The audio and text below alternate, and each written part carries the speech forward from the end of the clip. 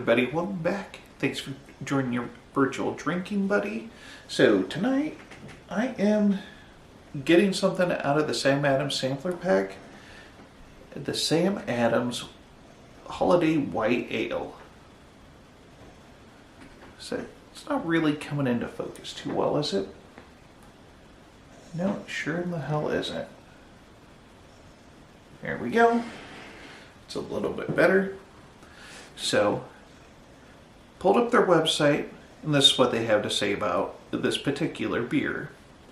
For malts, they use the Samuel Adams Two-Row Pale Malt Blend and Ida Pills.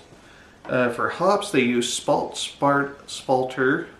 Let me try that again. Spalter. Spalter Noble Hops. Cinnamon, nutmeg, and orange peel are the special ingredients. It's available November to January. Available in draft, 6-pack 12-ounce bottles, 12-pack 12-ounce bottles, and in the Winter Classics variety pack, which is how I purchased it. It says it's going to pour a pale golden haze with SRM of 6. ABV is 5.8%. And the IBU is 890 calories in this one little bottle. So, yeah, that's not good for the diet. Although, I mean, let's be realistic. You're a beer drinker. I mean, how many of you are on a diet? I know I try, I fail. Because I like drinking beer. So, here we go. Let's see how it pours out.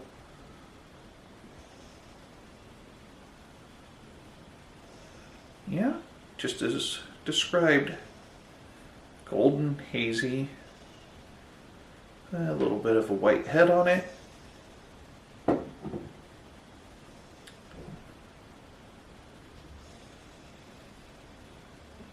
Yeah, can't quite see through it. My nose decided to stop working again. There's only one way to find out about this beer now. Cheers.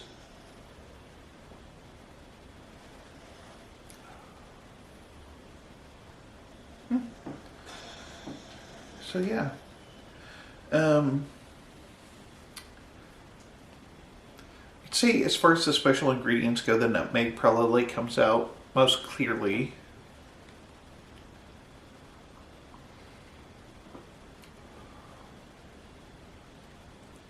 You do pick up a little bit of the cinnamon, not so much of the orange peel.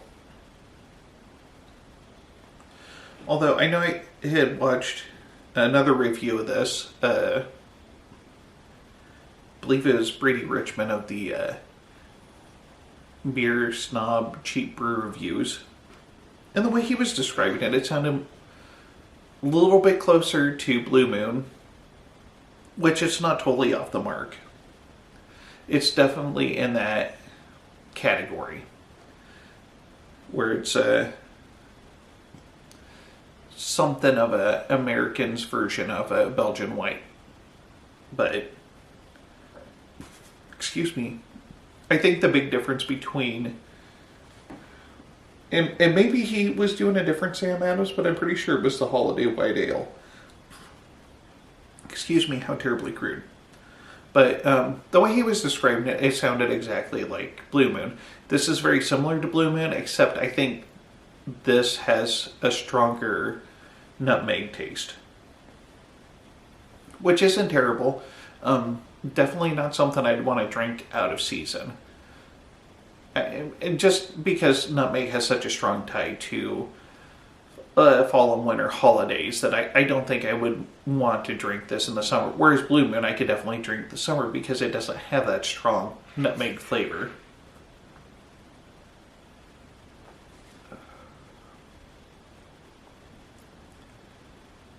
And yeah, if the orange peel's in there, it's definitely just playing a supporting role. You don't really notice it. It's definitely more of the nutmeg than the cinnamon sitting on the white ale. Not a bad beer if you're so inclined. I know I know there's a lot of craft beer drinkers that aren't keen on the Sam Adams anymore. I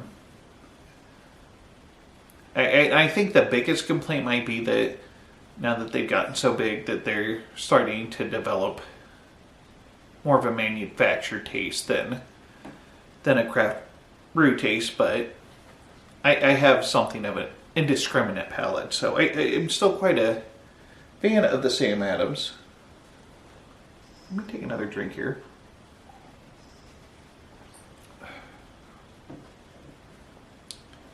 Oh no, let me check the website here.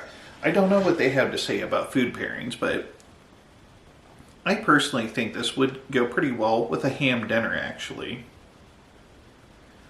Ham, mashed potatoes, gravy. Oh, yeah, I just didn't scroll down far enough. So for small plates, it says dried cranberry and goat cheese salad. You know, I could kind of see that. Mussels, gorgonzola cheese. Yeah, I could do those too. For entrees, duck, baked ham. Nailed it. Risotto. I wouldn't call risotto an entree, but yeah, I could see that. Seared scallops and whitefish. I'm not sure about the whitefish just because I don't eat a lot of it. I haven't had whitefish in years. I'm not a big fan of it. But possibly. I could see going with seared scallops. And I also think it would probably go pretty well with like an oyster stew. Oyster and potato soup. And then it says for desserts, pumpkin cheesecake, fruit tart, and souffle. Out of those, probably the only thing that I'd pair it with is maybe a pumpkin cheesecake, but I would probably eat my dessert first. I'm not one to mix sweets with beer, so.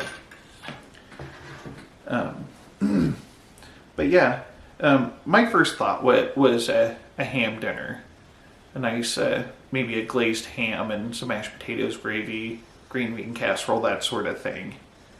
But for the most part, for their food pairings, I think they hit it spot on. Even with the dried cranberry and goat cheese salad, I know that they make rolls of goat cheese that have different dried fruits that the cheese has been rolled in. And I can see that going well.